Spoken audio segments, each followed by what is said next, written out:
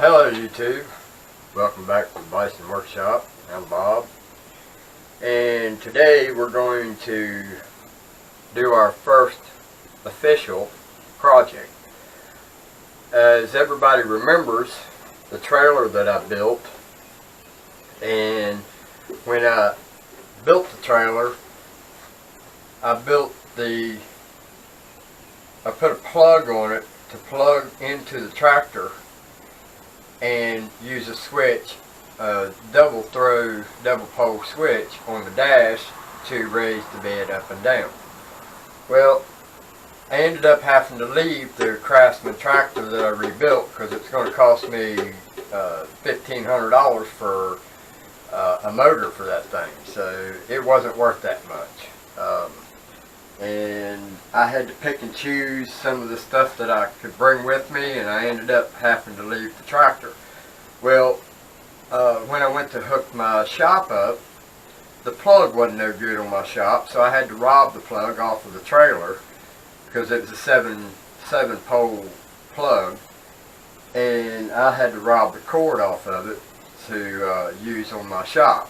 Well, I ended up keeping the cord. I've got the cord here when I left the shop where it was at, and just put a big old sign on it, free.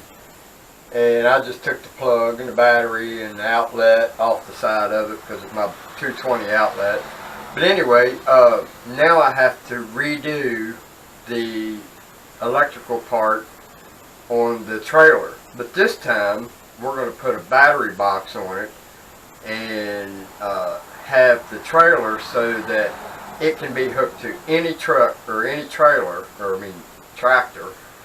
It can be hooked to any tractor and be able to use it with a remote cord. I've got a remote switch here somewhere that I used on my trailer, the flatbed trailer that I built out of a boat trailer. And this is the plug that was on it, so that I could just plug the cord into it and it would go, the winch would go in or out. Well, same principle. And I'll just mount this to it and have a cord in another box so that when I want to use it, I just open the box, pull the cord out, plug it into this, and use it.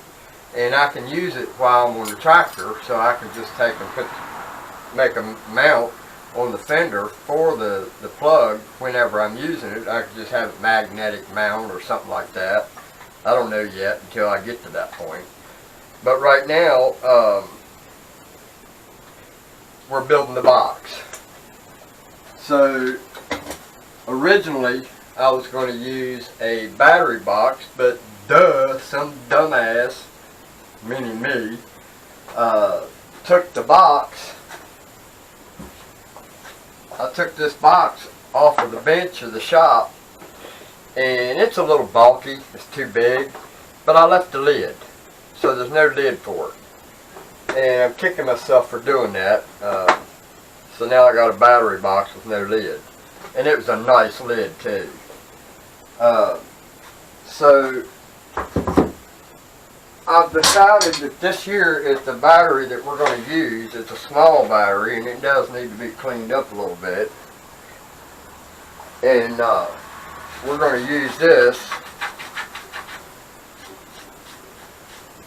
because it's small and it doesn't require such a big spot or a big area to use it. I'll clean that up with some Armor All. But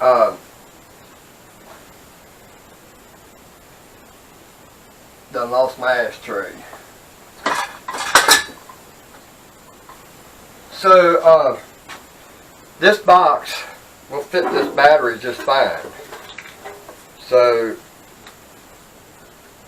it'll move around in there, but I can fix that. I can just put something down in the side of it, maybe a piece of foam or something like that on both sides of it, and keep it in line, or keep it from hitting the sides. But this used to be an ammo box. Hold on a minute and I'll show you. Well, I must have it in here somewhere. Here it is. This was the ammo box lid that I'd taken off of it. I just took and ground all the things off of it, the rivets or the spot welds, and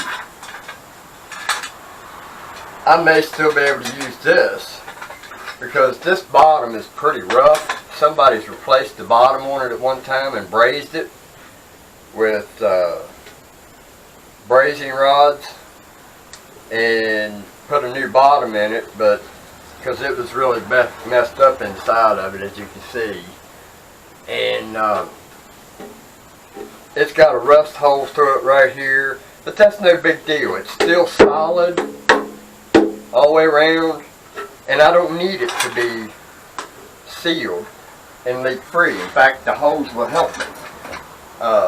So I went ahead and drilled 5 holes in it, one in each corner and one in the center, or the one in the center was already there. So we're going to use this and mount this to the trailer. But before we go out there, I wanted to say something. Today, I got a cashier check in the mail, and I think it's from Doc, but it's for $50, and I can't get it cashed. Nobody will cash it, and my bank won't let me put it in the bank until I have the money to cover it, which makes no sense to me because I thought this was the same as cash, but apparently not. So in the future, if you guys want to help the shop out, please guys, PayPal is the best way to do it. You don't have to leave your desk. You can do it right there on the computer, and I don't have to deal with this kind of a problem. Now yes, I can use this, but I have to wait until my check hits the account because my account's so low right now that I don't have $50 in it to cover it. Which I don't understand why I have to cover it. It should already be covered when the guy paid cash to get the cashier's check. So from now on, just to keep that from happening in the future, no cashier's checks and no money orders. I can't, in this part of the town, these people are so backward, you can't get nothing done. Everybody's scared of checks. So I've been to 4 different places this morning trying to get this thing cashed.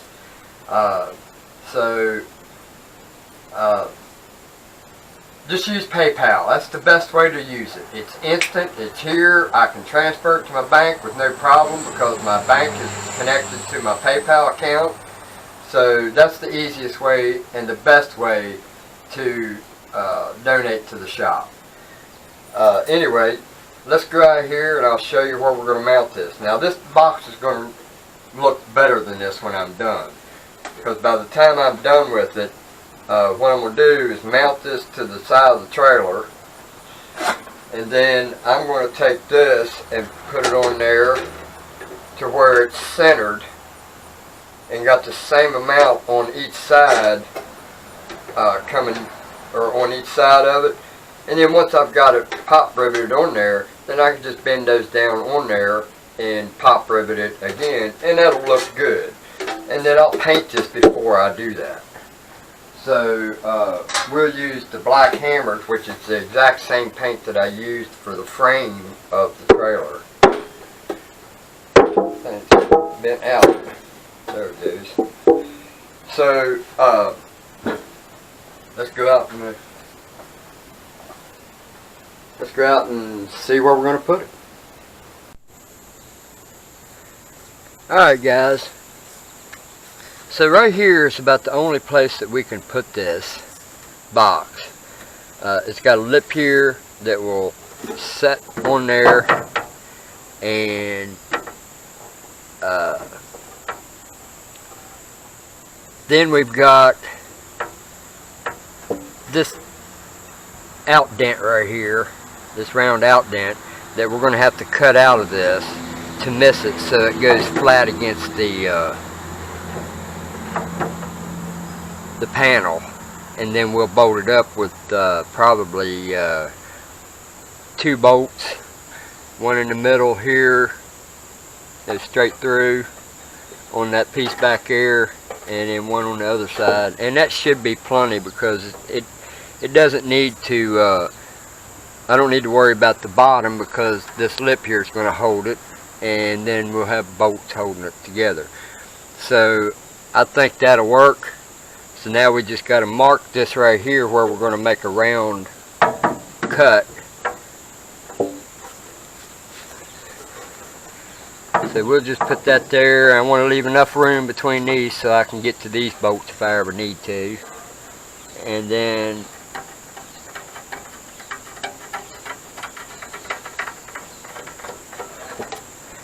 right there is where we're going to put our round part. So we'll just cut that out right there with jigsaw and be done with it. So I'll cut that and we'll be back. Alright guys, I got ahead of you guys. What I did, I went ahead and installed the box, and the post, this is actually not the best location for this battery, but I've got it in there to where when this goes down, it goes right here, this metal bracket. So we want the ground to be on this side just in case it hits. But I've got a 2x4 in here that will keep that from sliding back and forth. So the battery's not going to slide anywhere. And it's never going to go fast enough for it to bump out of there. So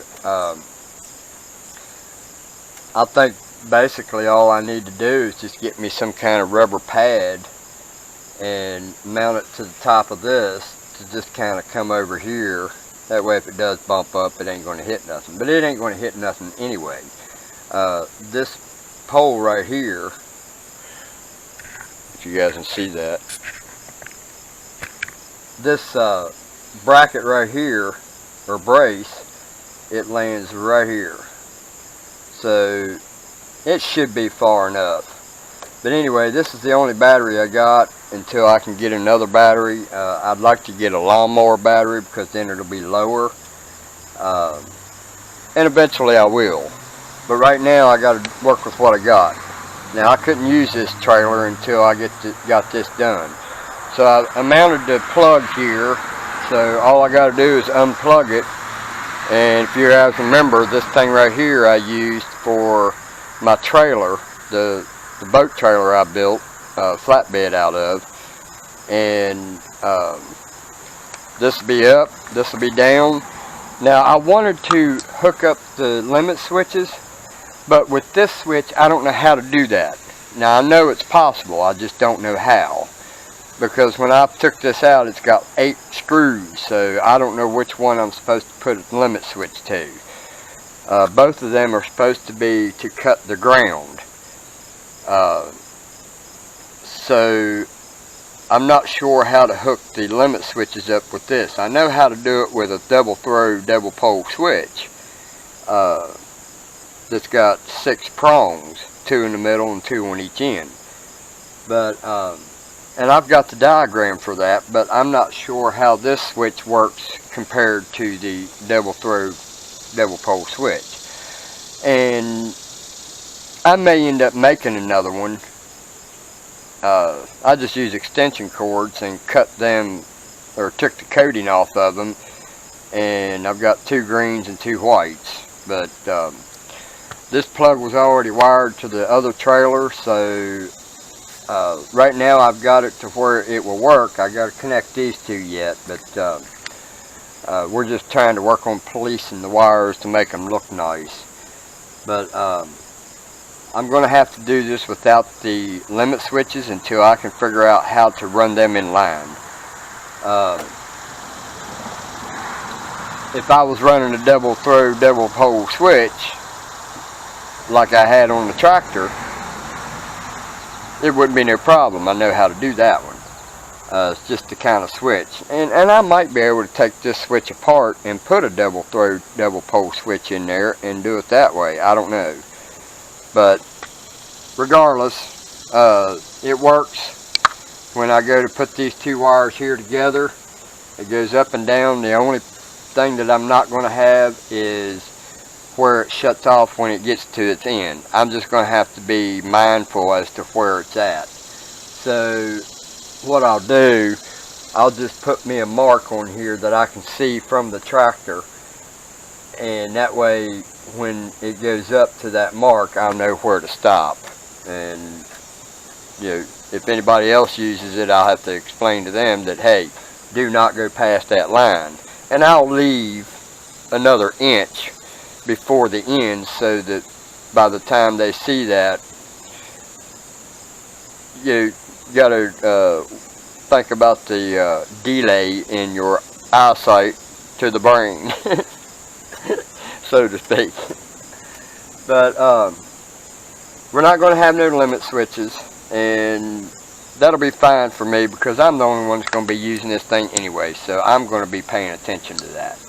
So anyway, I've got the battery on charge. It's saying it's fully charged, so I thought that was a bad battery, but apparently it's not. So we'll just hook these wires up when it's time to do that. Matter of fact, let's just go ahead and do that now.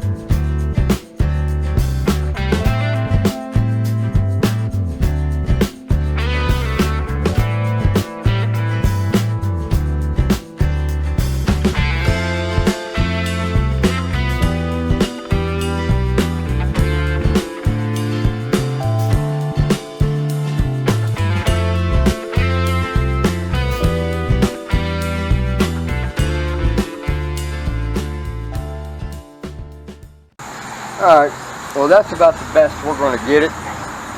So now we can go down.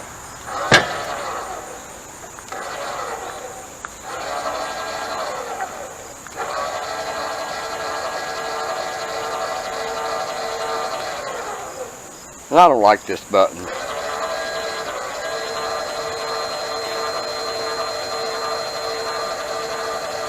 They're hard to push, these buttons. This is not a very good controller. And we'll just bring it down and see if it's going to hit anything, which I doubt. I'm pretty confident in my work.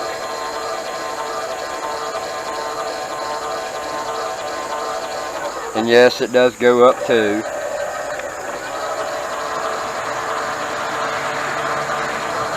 And we got enough room for the wire to move back and forth when the motor moves. I can't believe I missed that paint right there. I painted all this and forgot to paint that. See, you got to hold that button awful tight. Alright, let me get under here and make sure I ain't going to hit nothing. I'm pretty sure I'm good.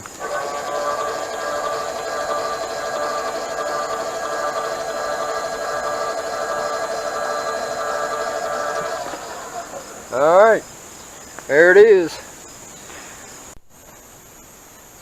Alright guys, I've already drilled the first hole and we're getting ready to put a pop rivet in. We need a little longer one than that.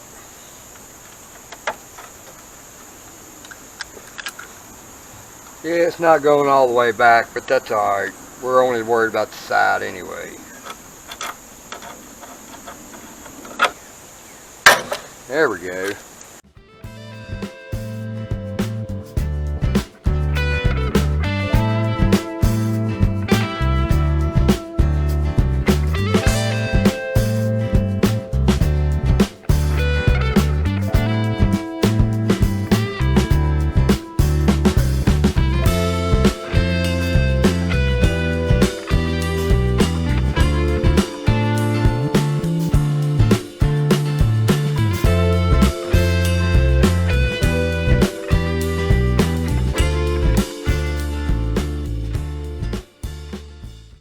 And there we have it. Now we'll drop that down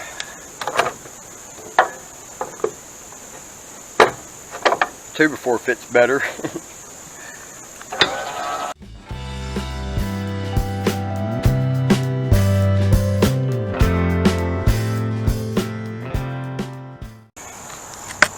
Alright, so there we have our plug where we can unplug it.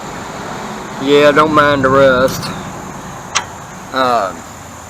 Battery box looks pretty good from a distance, and it doesn't matter if it wraps all the way around it. I would have preferred for it to go all the way back, but yeah, anybody looking that hard, they need to go the hell away. If they ain't happy with what I got here, they can kiss my hind end. But I'm gonna tell you, that brake, that parking brake I put on there, works really good too, man. Those wheels will not turn when you go to pull it if you leave that brake on.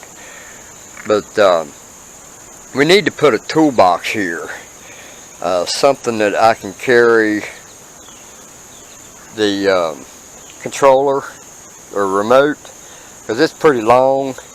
It's probably, I don't know, 15, 16 feet long. So, forgive me guys, got heartburn. But it looks pretty good, and now I can use it. We'll just have to mount a magnet or something like that on it, and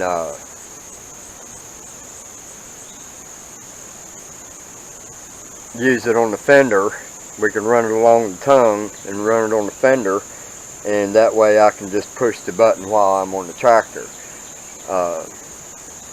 And then I got the option that if I don't want to mount it to the tractor, I can get off of it, plug it in, and dump it.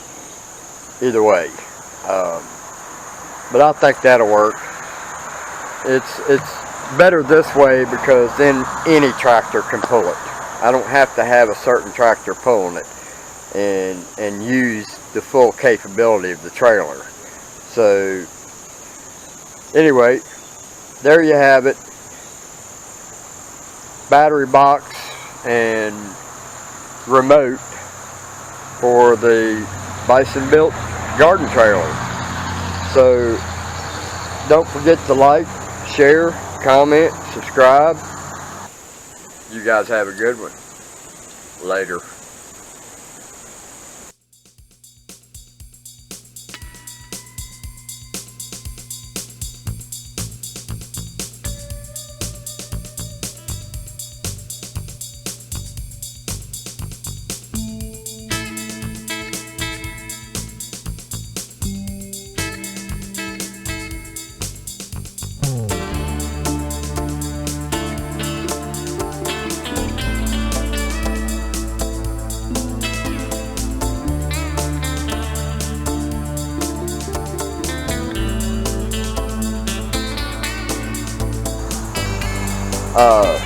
Just as a reminder,